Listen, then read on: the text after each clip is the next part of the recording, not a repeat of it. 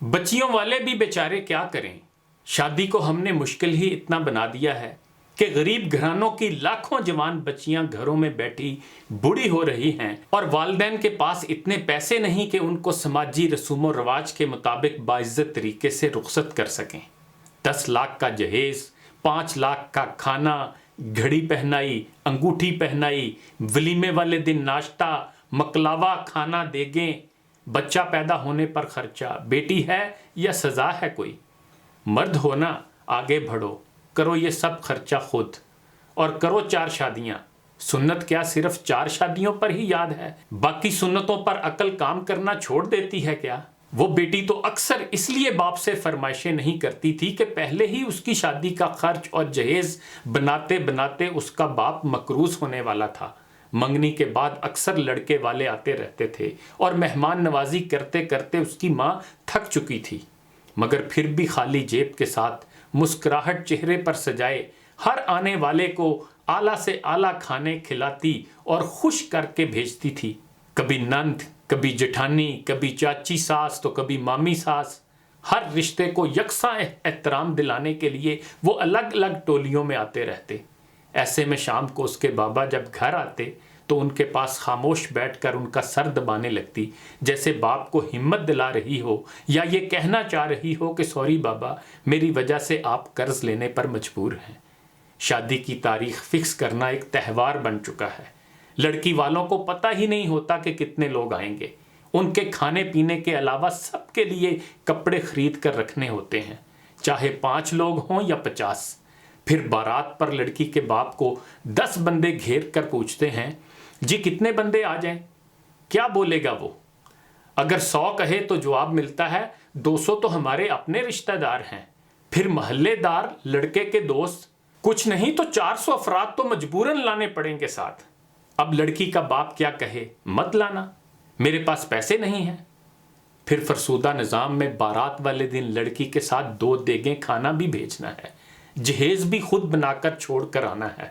لو مسلمان پاکستانیوں، یوں ہوتی ہے ایک بیٹی گھر سے رخصت۔ اب اس کا آگے کا سسرال میں کیا مول اور وزن ہوگا، یہ اکثر ہم سنتے ہی رہتے ہیں۔ ہاتھ جوڑ کر التجا ہے، مت کریں ایسا، توڑ دیں یہ رسمیں جن سے ایک باپ توبہ کرے کہ اس کے بیٹی پیدا نہ ہو۔ چھوڑ دیں یہ ہندوانہ رسمیں کہ بیٹیاں ماں باپ کی غربت دیکھ کر اپنی شادی کا خیال ہی دل سے نکال دیں۔ اپنے بیٹے کے لیے سادگی سے نکاح کر کے بہو لا کر دیکھیں، اپنی بیٹی بھی یوں ہی سادگی سے رخصت کر کے دیکھیں، سکون ملے گا۔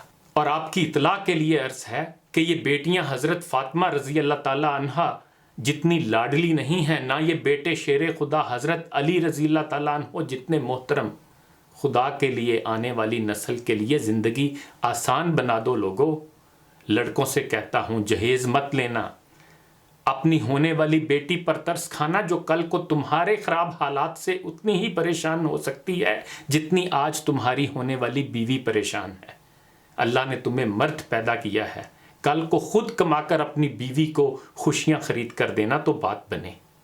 پچھلے ہی دنوں کراچی کی ایک باکردار اور باوقار سیاسی اور سماجی شخصیت ڈاکٹر معراج الہدیٰ نے اپنی صاحبزادی کی سادگی سے شادی کی تقریب منعقد کر کے اعلیٰ روایت قائم کی ہے۔ مسجد میں نکاح کی تقریب ہوئی اور مسجد سے ہی بغیر جہیز بیٹی کی رخصتی ہوئی۔ شرکا کی ناشتہ بخش سے تواضع کی گئی۔ کیا ہی شاندار طرز عمل ہے۔ دین کی باتیں تو ہمارے بڑے بڑے علماء اور لیڈر تو بہت کرتے ہیں، لیکن عمل ندارت۔ ڈاکٹر معراج الہدیٰ کا کہنا ہے کہ یہ ان کی تیسری بیٹی کی شادی ہے اور تینوں دامادوں نے جہیز لینے سے انکار کر دیا۔ ابھی کچھ لوگ باقی ہیں جہاں میں تو ان تمام کنوارے بچوں اور بچیوں کو درخواست کروں گا جو شادی کی عمر کو پہنچ چکے ہیں کہ وہ کرونا کے ان دنوں کا بہانہ ہی سمجھیں، لیکن اپنی شادی اور نکاح کو سادہ اور آسان بنائیں۔ اس میں برکت بھی ہے اور اس سے ان لاکھوں بچے بچیوں کی شادی کے لیے بھی آسانی پیدا ہوگی جو اپنی شادیوں پر بے دریغ خرچ نہیں کر سکتے۔ چند ماہ پہلے اسلام آباد سے میرے اپنے دوست عامر رضا ایڈوکیٹ نے اپنی شادی کی تقریب سادگی سے منعقد کی اور جہیز کا سامان لڑکی والوں سے لینے کی بجائے اپنی جیب سے خریدا۔ کشمیر کے کئی لوگوں کے بارے پتہ چلا کہ ان کے تو یہی رواج ہے اور یہ بہت اچھی بات ہے۔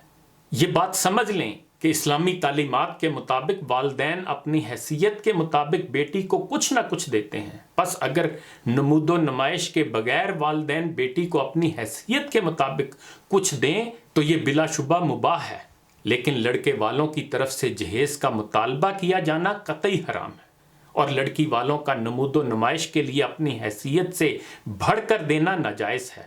لیکن یاد رکھیں کہ موجودہ زمانے میں جہیز کا جس طرح رواج ہے وہ ایک بری رسم کی شکل اختیار کر گیا ہے. امیر و غریب ہر ایک کے لیے لازمی درجہ کی چیز ہو گئی ہے، جس میں لڑکی والوں کی طرف سے طویل فہرست کی تکمیل کی جاتی ہے اور اس کی عورتوں میں اور کہیں مردوں میں فخر کے ساتھ تعریف و تحسین کے لیے نمائش کی جاتی ہے، اور معاشرے میں اسے ضروری سمجھ کر نہ دینے والوں کو معیوب نظر سے دیکھا جاتا ہے. اس لیے لوگ نام آوری یا عزت بچانے کے لیے اپنی حیثیت سے زائد دینے کی کوشش کرتے ہیں، یا غریب لوگ مقروض ہوتے ہیں اور کبھی کبھار سود و زکوٰۃ کی رقم حاصل کرنے کی کوشش کرتے ہیں. پس مروجہ جہیز کی رسم اپنے لوازمات کے ساتھ ایک کبیر رسم بن گئی ہے، لہذا مروجہ طریقے پر اسے دینے سے گریز کیا جائے. خوش دلی سے حیثیت کے مطابق والدین جو دینا چاہیں ضروری چیزیں دینے پر اکتفا کریں. صلہ رحمی کے لیے آئندہ زندگی بھی باقی ہے، ضروری نہیں سب کچھ جہیز ہی کی صورت میں دینا ہے.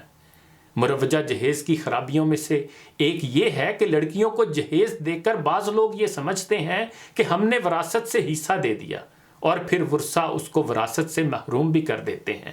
اس عقیدے سے جہیز دینا قانون شریعت کی خلاف ورزی اور اس میں کھلی تحریف ہے.